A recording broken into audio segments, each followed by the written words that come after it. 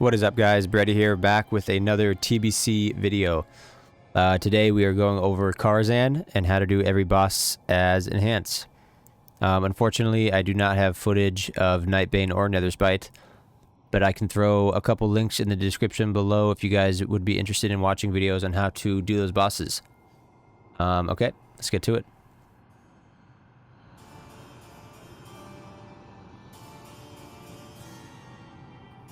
So starting with Attumen the Huntsman, this is just not a very fun fight for Enhance, I'm going to be honest with you.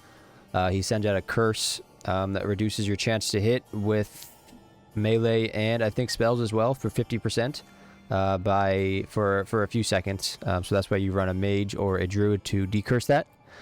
So as a dual wielding class, you're already messing so many autos and melees that having that debuff is just gonna kill your DPS a bit. But other than that, so the off tank will tank Midnight, the horse, until he gets low enough health, and then Attumen jumps on the horse, and that's when you lust and pop your cooldowns and all that jazz. And pretty much it's just a tank and spake. It's not that hard of a fight at all. The biggest thing is just making sure that your mage decurses you on time. Prio for that is the tanks get decursed first, and then melee, and then the ranged classes after that. Yeah, pretty simple fight.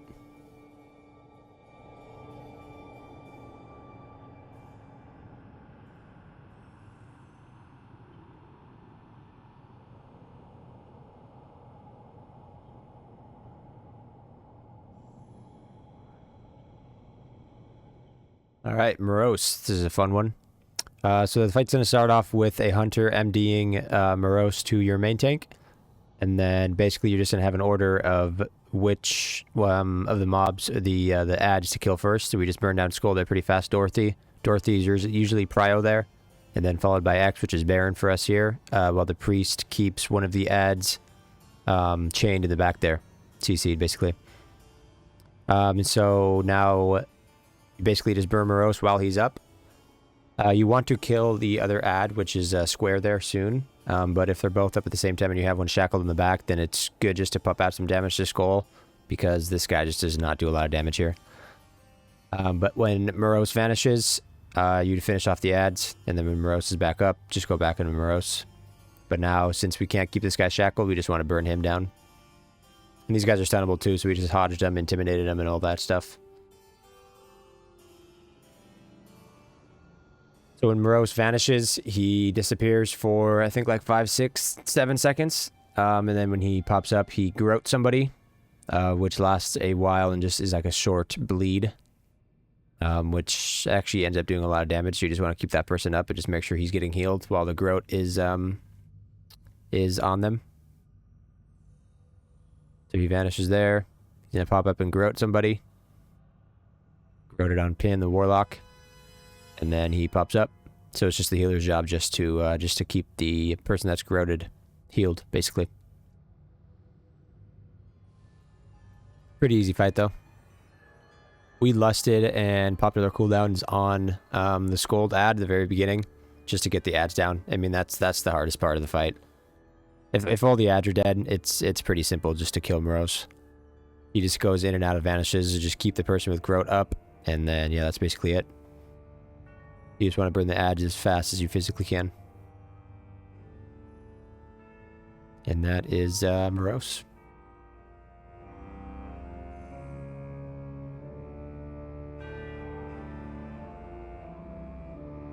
Alright, this is another very fun fight for Enhance. Maiden. Melee is going to have a very rough time here. It's the healer's job, basically, just to keep you guys up. I got Blessing of Sacrifice pretty early on from a Holy Paladin, so that's super nice. But it's not a bad idea just to pop your cooldown to the very beginning here. And so what she does is basically there's always going to be a consecration in the ground, which is just doing constant damage to all the melees. And she sends out this little like half-second silence. You see the debuff popping over there constantly, which makes it very hard to totem twist as Enhance. Because if you're silenced, you can't drop totems and you can't shock, but you can Storm Strike. But it still has a massive effect to your DPS. It's a very easy fight, for melee at least.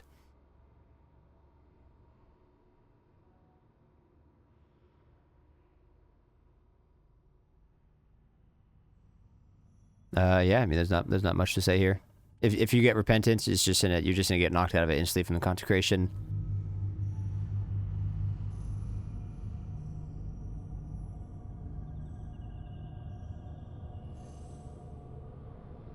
The opera event that we got was the Big Bad Wolf, which is, in my opinion, the easiest. What he basically does is he just picks a random target in the raid and just chases after them, basically, with no threat. I don't think you can taunt it or anything.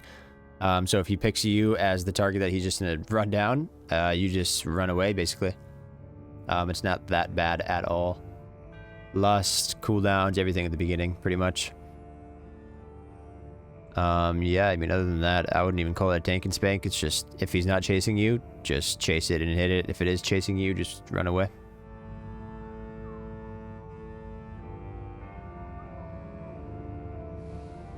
Alright, the Curator. It's pretty simple. If you just understand what you have to do, it's not that hard of a fight at all. The biggest thing for you as an Enhanced Shaman is as soon as the sparks spawn, it's your job just to go on them instantly and just kill it.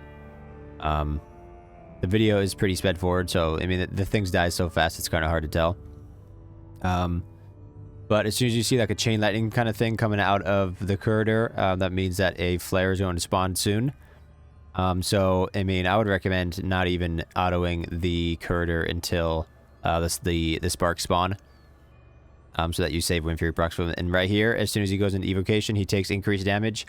And you can actually do some damage to him. So that's when you lust, you drums, you pop your cooldown and everything. And then right after evocation ends, just go right back to killing the sparks on spawn. So it's basically just me as an enhance and the rogue just killing the sparks instantly. There's a timer in the top middle part of the screen there for the next evocation. The timer might be a little bit off. Yeah, it is just a tiny bit off. But as soon as it's off, the evocation goes off, basically everybody just starts whacking the boss. And it's kind of just like a rinse and repeat kind of fight.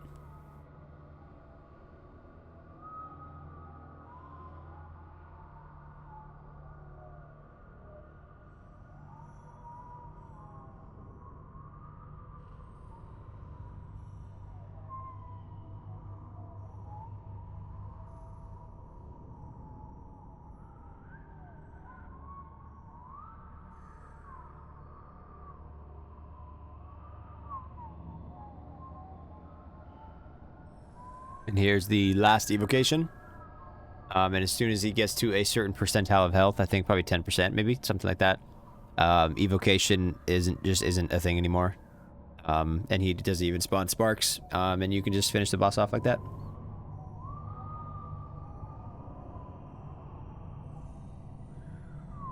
All right, Illhoof. This is just a mosh pit of a boss fight. I'm gonna be honest.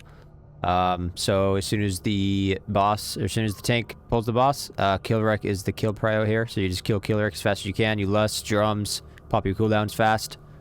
And as an enhance, it's just your job to stay on the boss and then rotate to Demon Change when they spawn.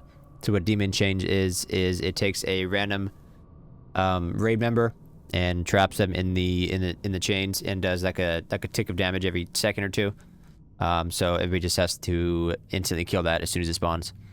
And then kill the chains and just go right back to the boss after. As soon as Killwreck spawns, kill Killwreck again. See, somebody marked him as a skull there. So Killwreck is always prio because he is the one that does a lot of damage. Illhoof doesn't really do a lot of damage as a boss. Yeah. So I wouldn't even recommend dropping Fire Nova or Magma Totem or anything here because the imps are actually immune to fire damage. So it's just a waste of mana, to be honest, to drop Fire Nova or Magma Totem, so just don't do it. I dropped Greater Fire Ellie here because he just stays on the boss and he does a pretty good amount of like auto attack damage. And so like the little Blast Nova that your Fire Ellie does, the ads are just immune to it. So basically I just popped it just to get the auto damage out of it.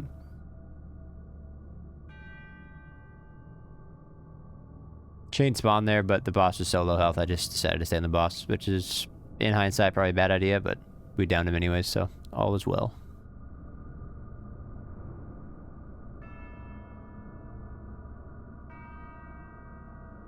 All right, Shade of Aran. This, in my opinion, is probably the most fun fight in Karazhan for Enhanced Shaman, just because there is no threat table. So if you guys are running a paladin or two, tell them to take Blessing of Salvation off of you and put Kings and Might, or if you only have one, just do Might over Kings. There is no need for Salvation here because there's no threat.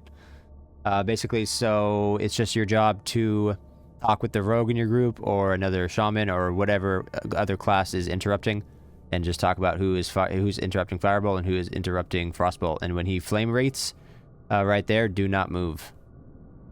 Just don't move, and that's how you counter the flame wraith. If you do move, it does a lot of damage. It might even one-shot you. And that's basically it. Watch for the blizzard that circles the room, and when he arcane explosions, just run. I got a freedom there, so that's nice. And with the Ellies, it's kind of up to the raid to choose what you guys do. I think we banished 1 or 2, feared 1, and then killed 2. So I think we killed 2 there, and then just sit in the boss. So 1 is banished. Flame wreath again, so don't move. Interrupt as much shit as you possibly can, basically. I think we lusted and popped cooldowns when the elemental spawned, because that's the hardest part of the fight. Arcane explosion, so move away. That will one-shot you. Just keep interrupting. Grounding Throne does not do anything here, so don't drop that. Apply more fair, you can't do anything about it. Watch for the blizzard that's circling the room. As a melee, you will never get hit from it, so you don't even have to think about it. And just keep pumping. We had a hunter in our group that was just doing massive damage here. Holy shit. But yeah, there's no threat table, so just do as much damage as you can. And that is Shade of Aran.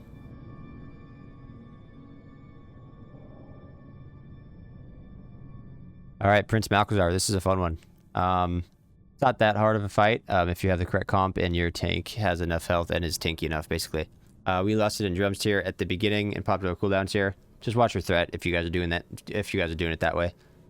So basically, right there, when he Shadow Novas and you are not at 1 HP, you can stand in front of him, and so you don't get knocked away. It just saves a few seconds of having to run to him, so you can just keep pumping damage out. But make sure if you do that, do not auto-attack him from the front, because if he parries you, he can get parry haste, and it's really bad for the raid. So this entire fight, I actually don't get brought down to 1 HP. I forgot what the ability is called, but if you do, you have to run to that little cubby, right where that rogue just ran.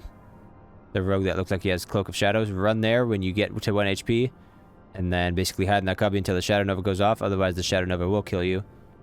So wait for the Shadow Nova to go off, and then go back into the boss. And if you are not brought down to 1 HP from Enfeeble, just stand in front of the boss. Right there, I couldn't make it in time, so I got knocked away, unfortunately. It's not a huge deal, but if you are able to stand in front of the boss for that 1 second when Shadow Nova goes off, it's gonna save you some time on being able to stay in the boss. Just like that. And so if you are casted with Enfeeble, just make sure you get to that little cubby to hide an LOS from the Shadow Nova. As soon as it goes off, just hop back on the boss. Just a rinse and repeat. Pretty easy fight. This just comes down to if your healers are able to keep the tank up, and if the tank is tanky enough to be able to withstand the damage of the boss.